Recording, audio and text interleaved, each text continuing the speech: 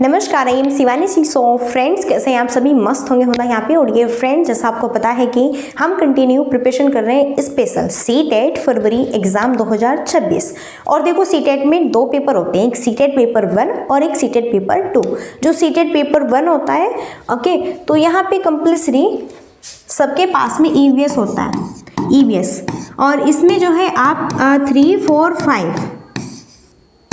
5 की एनसीईआरटी, क्योंकि हम बात करें 15 क्वेश्चंस आपके यहाँ पे एनसीईआरटी से आते हैं और 15 क्वेश्चंस यहाँ पर आपके आते हैं पेडागोगी के, ठीक है ना। तो देखो, 15 नंबर की जो एनसीईआरटी है वो मैं आपको कराऊंगी और 15 नंबर की जो पेडागोगी है वो भी मैं आपको कराऊंगी, ठीक है ना। तो कंटिन्यू हमारी ईवीएस की थोड़ी क्लासेस चल रही है, जैसा आपको पता है कि वो लास्ट हमारा सेशन था सुनीता विलियम्स। आज हम पढ़ने वाले हैं फैमिली के बारे में, परिवार। देखो, यहाँ से क्वेश्चन बनता है ना, एकल परिवार, संयुक्त परिवार। जी हाँ, बिल्कुल, सीटेट में नॉर्मली ये क्वेश्चन यहाँ से बन सकता है। सो फाइनली ये देखो, आपके लिए गुड न्यूज़ है। अगर आपको फ्री में पीडीएफ चाहिए, ये हमारा व्हाट्सएप नंबर है 7505890761। आप मुझे इस नंबर पे मैसेज कर सकते हैं, देन मैं आपको ग्रुप में ऐड कर दूंगी, ठीक है ना। चलिए फिर स्टार्ट करते हैं, आपका बिना टाइम वेस्ट किए। ओके, सो ग्रेट बेस्ट यहाँ पे होना हमारा सेशन है। सो आज हम पढ़ने वाले हैं फैमिली के बारे में, परिवार। आखिर परिवार आपका एकल परिवार किसे कहते हैं, संयुक्त परिवार किसे कहते हैं, सारी चीज़ें डिस्कस करेंगे। परिवार, एकल परिवार में माँ बाप और उनके बच्चे होते हैं। एकल परिवार में उनके अविवाहित माँ बाप और क्या होते हैं, बच्चे। जी हाँ, यहाँ पर अविवाहित माँ बाप और भैया जी क्या होते हैं, उनके बच्चे होते हैं। यानी कि देखो, आप अपनी फैमिली को छोड़कर अलग रहते हैं, है ना। कि भाई देखो, आपकी जो फैमिली है वो गांव से बिलोंग करती है, तो आप जो है आप जॉब वॉब करते हैं, तो आप अलग सेटल हो गए कि चलो हम शहर में, सिटी में, तो आप हैं और आपके क्या है, बस बच्चे, ठीक है ना, नॉर्मली। और कोई नहीं रहता, दादा दादी जो है, बुआ चाचू, कोई भी आपके साथ नहीं रहता, ओनली आप जो है हस्बैंड वाइफ और आपके बच्चे यहाँ पर, ठीक है ना। तो ये होता है एकल परिवार। यहीं पर जबकि संयुक्त परिवार में दादा दादी, चाचा बुआ और यहाँ पे माँ बाप और बच्चे होते हैं, या फिर नाना नानी, मामा मामी, मौसी, माँ बाप और बच्चे होते हैं। तो ये संयुक्त परिवार होता है।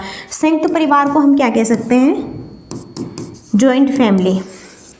तो ये क्या होती है भैया जी, जॉइंट फैमिली, जिसे आप क्या कहते हैं, कि भैया हम कहाँ पे रहते हैं, जॉइंट फैमिली में रहते हैं। यहाँ पर जो है आपके दादा दादी, चाचू बुआ चाची, माँ बाप, ताऊ ताई, ये जो है मोस्टली सभी होते हैं। नाना नानी, मामा मामी, ओके, मौसी और माँ बाप, ये सब होते हैं, ठीक है ना। तो ये होता है जहाँ पे पूरा परिवार रहता है, ओके, एक ही जगह जॉइंट फैमिली, एक ही जगह खाना बनता है, सारी चीज़ें, ठीक है ना, वहीं पर होती है। तो ये जॉइंट फैमिली होती है। क्लियर है? तो फैमिली के बारे में समझ आ गया। एकल परिवार किसे कहते हैं, जबकि संयुक्त परिवार किसे कहा जाता है, सारी चीज़ें फॉर डिस्कस हो गई यहाँ पे। नेक्स्ट है एनसीएफ 2005 के अनुसार कक्षा 3 से 5 तक के पर्यावरण अध्ययन को 6 थीमों में विभाजित किया गया है। जी हाँ, देखो 6 थीम, और यहाँ से बार बार क्वेश्चन भी बनता है। बात करें जो एनसीएफ 2005 के अनुसार क्लास 3 और 5 तक के देखो, जो आपकी फर्स्ट क्लास होती है, सेकंड क्लास में ईवीएस नहीं है, नो, ये 3, 4 और 5 क्लास से स्टार्ट होते हैं। 3 क्लास से स्टार्ट होती है आपकी ईवीएस। तो यहाँ पर इन्होंने 6 थीमों में इसे विभाजित किया है पर्यावरण अध्ययन को। अब देखो 6 थीम किस किस के ऊपर डिपेंडेंट करती है, ओके। सो देखो, मैं बिल्कुल आपको सिंपली वे में यहाँ पे बता दे रही हूँ। में 6 थीम होती है। फर्स्ट है परिवार और मित्र, सेकंड भोजन, थर्ड पानी, आवास, यात्रा, चीज़ें जो हम बनाते हैं और करते हैं। पहले आप बच्चे को यही पढ़ाएंगे, नॉर्मली हल्का फुल्का। सबसे पहले तो आप बच्चे को उसके परिवार, उसके मित्रों के बारे में समझ। देखो, आप नॉर्मली अब ये थोड़ा है कि पूरा हार्ड ईवीएस पढ़ाएंगे हम बच्चों को, नहीं ना। हार्ड फिर आपका आगे जाता है 9 to 10, 6 to 8, है ना, आगे फिर हार्ड हो जाता है।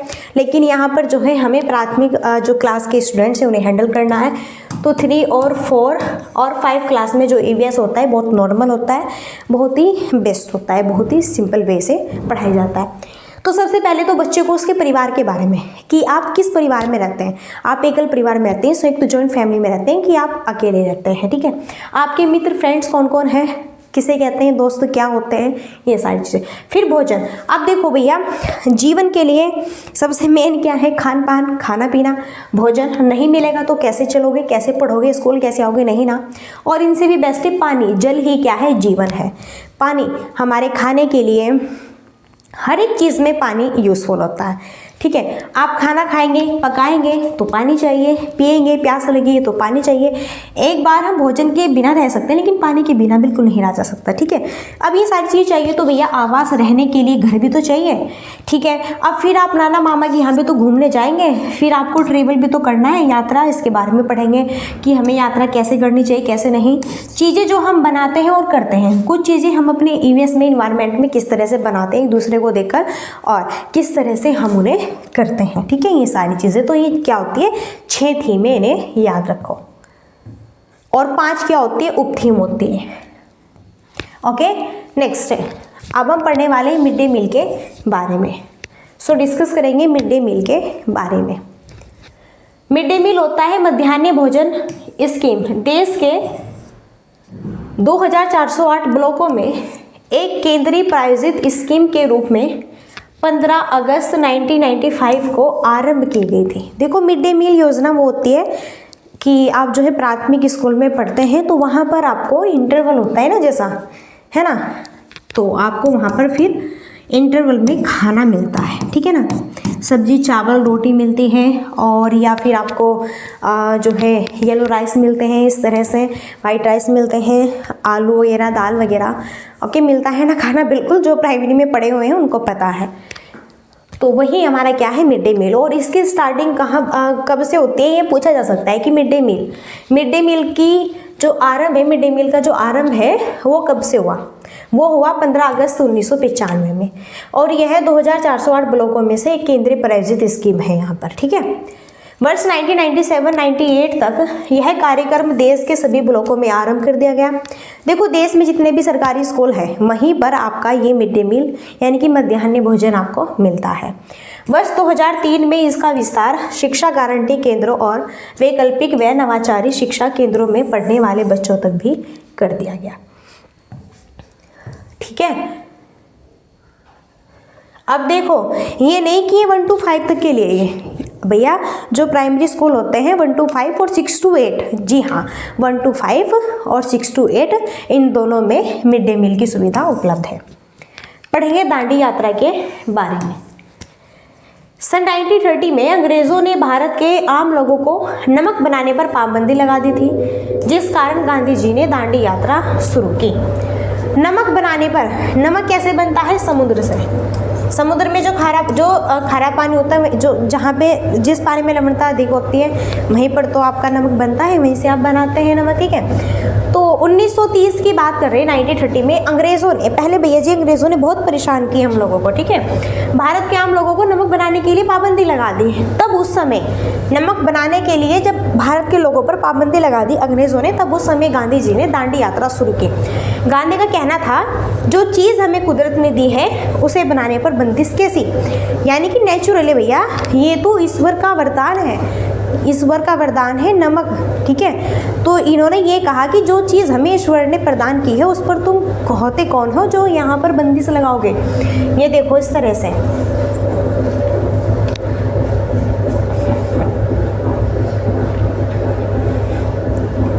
उन्होंने लोगों के साथ मिलकर अहमदाबाद से दांडी के समुद्र तट तक एक लंबी यात्रा की और इस गलत कानून को तोड़ा। तो यहाँ से ये क्वेश्चन बन सकता है कि उन्होंने लोगों के साथ मिलकर एक लंबी यात्रा की, कहाँ से कहाँ तक, अहमदाबाद से दांडी तक, ठीक है ना, और इस गलत कानून को तोड़ा। चलिए फाइनली अब हम बात करेंगे यहाँ पे वाटर, जल के बारे में। अब हम बात करने वाले हैं जल के बारे में, काफ़ी इम्पोर्टेंट है, ओके। जल के बारे में डिस्कस करेंगे। जल एक बहुत ही इंपॉर्टेंट नवीकरणीय प्राकृतिक संसाधन है। भूपृष्ठ का 3/4 भाग जल से ढका है। यहाँ से ये क्वेश्चन बन सकता है कि हमारी जो पृथ्वी है, हमारी पृथ्वी पर कितने % भाग जल है, तो 3/4 भैया जी, कितना 3/4 यहाँ पर।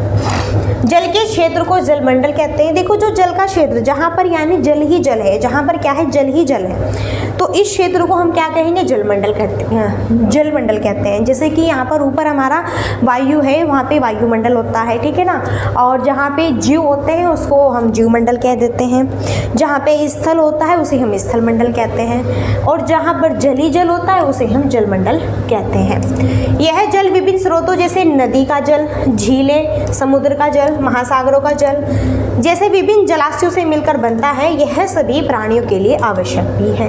बिल्कुल ओके, ये नहीं कि जल एक बस जल ही आपके लिए जो है, नहीं, वो नदी का भी जल, झील का जल, समुद्र का जल, महासागर का जल, ये सब जल ही तो है। तो देखो नदियाँ होती हैं, है ना, पहाड़ों से बर्फ जो है पिघलती है, पड़ती है। समुद्र में जो पानी होता है, महासागर होते हैं, बड़े बड़े जलाशय होते हैं, झीलें होती हैं। तो ये सब क्या है, कितना बड़ा क्षेत्र होता है, तो इसको ही जलमंडल कहते हैं। और ये ही क्या है, जल है।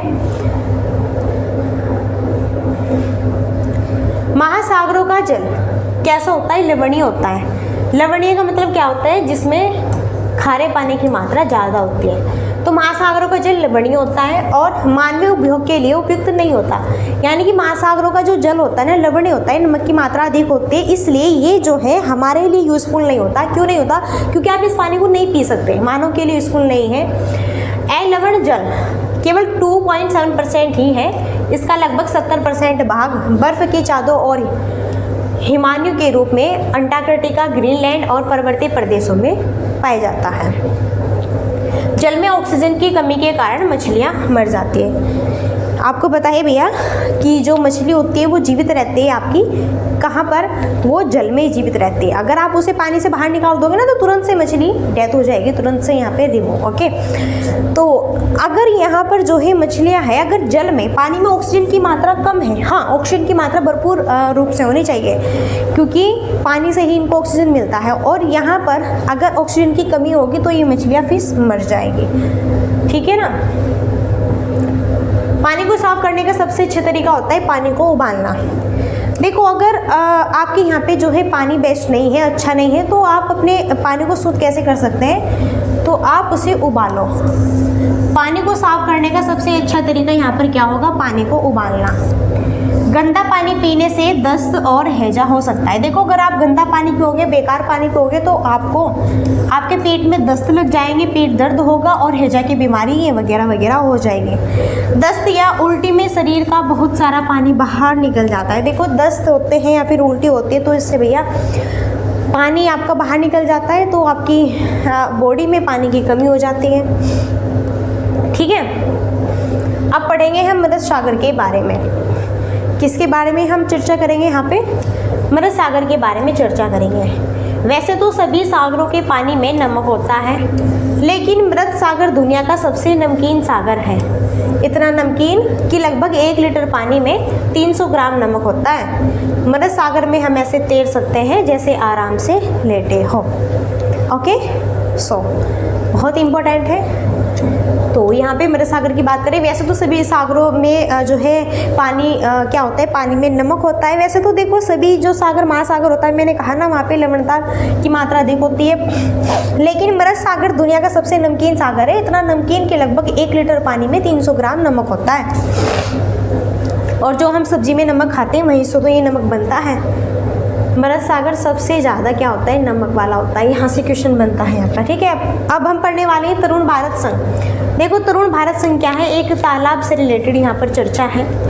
तरुण भारत संघ भारत का गैर सरकारी संगठन है जो जल संरक्षण में जल के अनुशासित उपयोग को लेकर लोगों को जागरूक करने का काम करता है। तरुण भारत संघ ने पिछले 25 वर्षों में देश भर में 10,000 से ज़्यादा जोहड़ तालाब बनवाए हैं। तरुण भारत संघ का मतलब क्या है, जोहड़ तालाब। गांव में भैया आप तालाब को ही जोहड़ बोलते हैं, तालाब बनवाते हैं गांव में। तो एक संगठन है तरुण भारत संघ का, एक संगठन है कि हर एक गांव में एक तालाब होना बहुत जरूरी है, ठीक है ना। किसके लिए, जल संरक्षण के लिए, जल को अनुशंसित उपयोग को लेकर लोगों को जागरूक करने का काम करता है।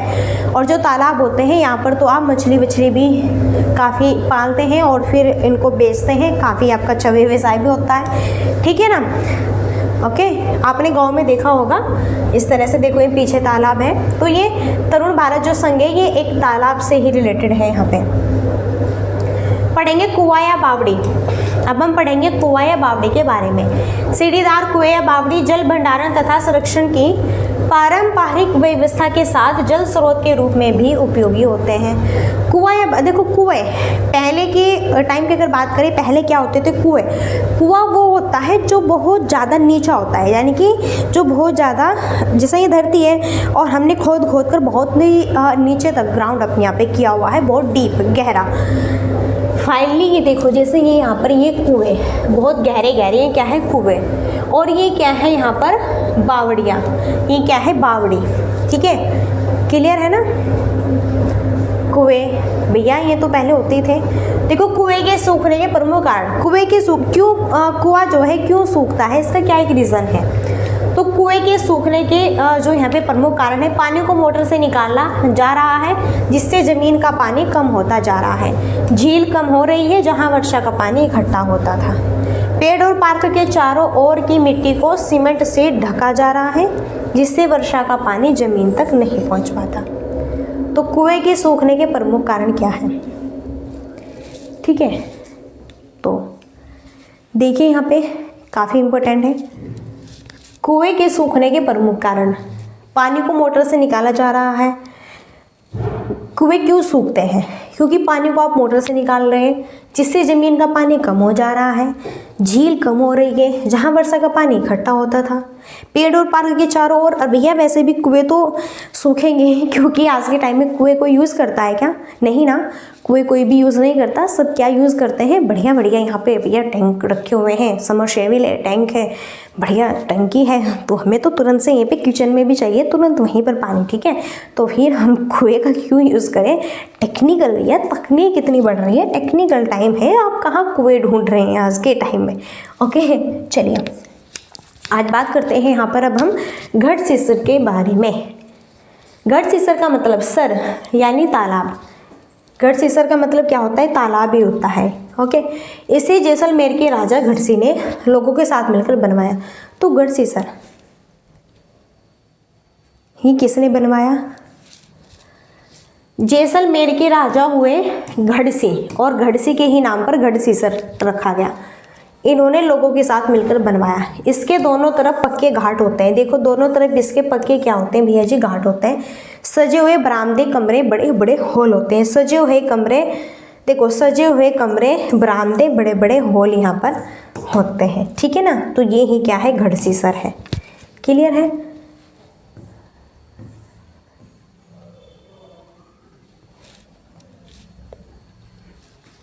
देखो बात करते हैं, मीलों तक फैले इस घट सीसर में बारिश का पानी इकट्ठा होता था।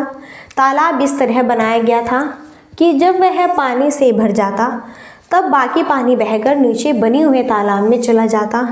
जब वह भी पूरा भर जाता तो पानी तीसरे तालाब में चला जाता। इस तरह 9 तालाब एक दूसरे से आपस में जुड़े हुए थे। पूरे साल पानी की कोई परेशानी नहीं होती थी। पर आज घट सीसर जैसे उजड़ सा गया है। 9 तालाबों के रास्ते में मकान और कॉलोनियाँ बन गई है। यहाँ इकट्ठा होने वाला पानी अब तालाब की तरफ न जाकर बेकार बह रहा है। देखो बहुत इंपॉर्टेंट फैक्ट्स हैं। पहले घट सीसर तालाब, जो घट सीसर होता है ना, इसमें 9 तालाब एक दूसरे से जुड़े हुए, कि पहला ऊपर तालाब, इसके नीचे दूसरा तालाब, फिर तीसरा इसके नीचे। यानी कि यहाँ पर जो है अगर एक तालाब भर गया तो पानी दूसरे तालाब में जाएगा, दूसरा भर गया तो तीसरे में जाएगा। आज के टाइम में बाढ़ क्यों आती है, इसलिए तो आती है क्योंकि यहाँ पर यही नहीं पता पानी कहाँ कैसे कैसे पहुँचाए, क्या नहीं करे, ठीक है ना। इसलिए बाढ़ आती है, दुनिया तबाह होती है, मर भी जाते हैं, बहुत डेथ होती है, बच्चों के भी आदमी की भी, ठीक है। लेकिन आज के टाइम में घट सीसर ख़त्म हो गए क्योंकि जहाँ पे 9 तालाब होते थे अब वहाँ पे उन रास्तों में ना उन्होंने मकान बना लिए, कॉलोनियाँ काट दी, रहने की व्यवस्था कर ली, इन सब चीज़ों को नष्ट कर दिया। अब हम पढ़ेंगे गैस के बारे में। द्रव से गैस में परिवर्तन होने की प्रक्रिया वाष्पीकरण कहलाती है। वाष्पीकरण की प्रक्रिया उस समय सबसे धीमी होती है जब सतह क्षेत्र और तापमान दोनों में कमी होती है। जब सतह का क्षेत्र बड़ा होता है तो तापमान कम या अधिक होने की स्थिति में वाष्पीकरण होता है। तो तापमान, गैस। अब देखो आप चूल्हे पर खाना बना रहे हो, ठीक है, और मानो कि आप पानी जो है उबाल रहे हो, कुछ भी कर रहे हो, तो भाप बन के पानी ऊपर भी उड़ता है, टेम्परेचर, ठीक है ना, आपका वायुमंडल में जाता है, ये वाष्प होता है। और देखो डिफरेंट गैसें होती हैं, जैसे carbon dioxide, nitrous oxide, chlorofluorocarbon, methane आदि ग्रीन हाउस गैसें होती हैं। ये गैसें जलवायु परिवर्तन के लिए जिम्मेदार होती हैं और इनसे विश्व में गर्मी बढ़ रही है। भारत में क्लोरोफ्लोरोकार्बन पर रोक लगा दी गई है। बहुत सारी ये सब चीज़ें क्या है, गैसें ही ये सारी, ठीक है ना। चलिए फाइनली देखो जो पेट्रोलियम है, आगे बहुत कुछ दिया हुआ है। गोलकुंडा फोर्ट हम पढ़ेंगे आगे, फिर हम पढ़ेंगे जो है अलग अलग गांव के बारे में कि असम में कैसे गांव, असम के गांव में कैसे घर बनाते हैं, ये सारी चीज़ें पढ़ेंगे। राजस्थान में कैसे घर बनते हैं, ठीक है ना। तो गैस तक फाइनल हो गया। देखो पेट्रोलियम का जो चैप्टर है, सेशन है, वो हम कल के जो है सेशन में करेंगे। ओके, फाइनली यहाँ पर जो है हमारा कंप्लीट हुआ। देन एनसीईआरटी कंटिन्यू आप पढ़ते रहना, मैं कंटिन्यू पढ़ाऊँगी यहाँ पर। इससे पहले काफ़ी सारी वीडियो हमारी आ चुकी है और ये हमारी जो है आज वीडियो काफ़ी बेहतरीन इंपॉर्टेंट है यहाँ पर। और नेक्स्ट इसके आगे के जो पार्ट्स है वो कंटिन्यू में थोड़ा थोड़ा आपको पढ़ाती रहूँगी। ओके, सो फाइनली चलिए फिर अब यहीं पर हम अपनी वाणी को देते हैं विराम और मिलते हैं नेक्स्ट सेशन में। और तब तक के लिए so thanks for watching, keep study and bye bye, take care, जय हिंद, जय भारत, नमस्कार।